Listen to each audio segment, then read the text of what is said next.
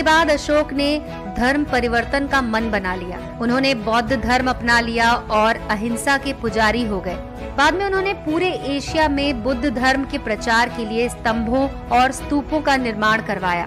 अशोक के अनुसार बुद्ध धर्म सामाजिक और राजनैतिक एकता वाला धर्म था। बुद्ध का प्रचार करने के लिए उन्होंने अपने राज्य में जगह जगह पर भगवान बुद्ध की प्रतिमाएं स्थापित की और बुद्ध धर्म का विकास करते चले गए।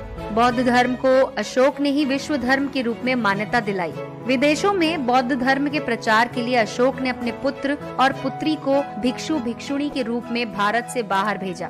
सार्वजनिक कल्याण के लिए उन्होंने जो कार्य किए वो इतिहास में अमर हो गए। नैतिकता, उदारता, भाईचारे का संदेश देने वाले अशोक ने कई अनुपम भवनों और देश के कोने कोने में स्तंभों और शिलालेखों का निर्माण भी कराया, जिन पर बौद्ध धर्म के संदेश अंकित थे।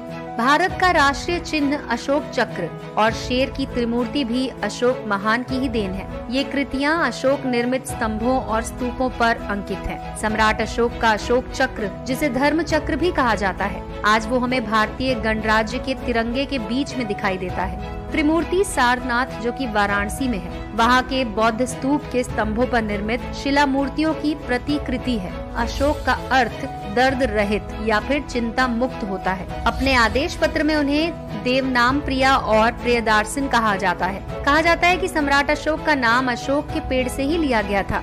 दोस्तों, एक किताब है जिसका नाम है आउटलाइन ऑफ हिस्ट्री। इतिहास में अशोक को हजारों नाम से जानते हैं। जहाँ जहाँ उनकी वीरता के किस्से हैं, उनकी गाथा पूरे इतिहास में प्रचलित है। वो एक सर्वप्रिय, न्यायप्रिय, दयालु और शक्तिशाली सम्राट थे। लोकहित के नजरिए से अगर देखा जाए तो सम्राट अशोक ने अपने समय में न केवल मानवों की चिंता की, बल्कि उन्होंने जीव मात्र के लिए कई सराहनीय काम भी किए हैं। सम्राट अशोक को एक निडर, साहसी राजा और योद्धा माना जाता है। अपने शासनकाल के समय में सम्राट अशोक अपने साम्राज्य को भारत के सभी उपमहाद्वीपों तक पहुंचाने के लिए लगातार 8 सालों तक युद्ध लड़ते रहे, जिसके चलते सम्राट अशोक ने कृष्ण गोदावरी की घाटी, दक्षिण में मैसूर में भी अपना कब्जा कर लिया, लेकिन तमिलनाडु, केरल और श्रीलंका पर नहीं कर पाए। सम्राट अशोक जैसा महान शासक हमें शायद ही इतिहास में कोई दूसरा दिखाई दे। वे एक आकाश में चमकने वाले तारे की तरह है, जो हमेशा चमकता ही रहता है। भारतीय इतिहास का यही चमकता तारा सम्राट अशोक हैं। एक विजेता, दार्शनिक, प्रजापालक, शासक के रूप में उनका नाम अमर रहेगा।